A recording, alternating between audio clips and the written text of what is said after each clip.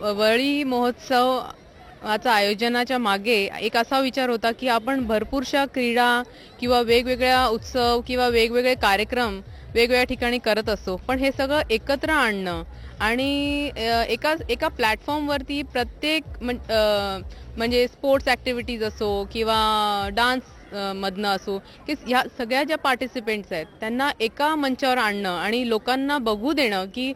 किती एवढे लोक टॅलेंटेड आहेत आणि खास आपल्या वरळीमध्ये. तर यासाठी वरळी महोत्सव आपण गेल्या वर्षापासून साजरा करतोय आणि या वर्षी कॉन्सेप्ट थोडं चेंज झालंय की फूड.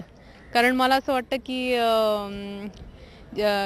कितीही कार्यक्रम चांगला असला तरी त्याचा स्वाद जेवणाच्या माध्यमातूनच असतो. तर वेगवेगळ्या जे तुम्ही ब्रँड बघाल खाण्याचे, हेगनडास आणि किती किती म्हणजे इंटरनॅशनल ब्रँड्स आज आपण इथे पाहत आहोत जे सामान्य लोकांना मिळत नाही, पण अशा सगळे ब्रँड्स सामान्य लोकांसाठी आणण्याचं काम यावेळेला संकल्प प्रतिष्ठानने केलेलं आहे या वरळी उत्सवाच्या माध्यमातून.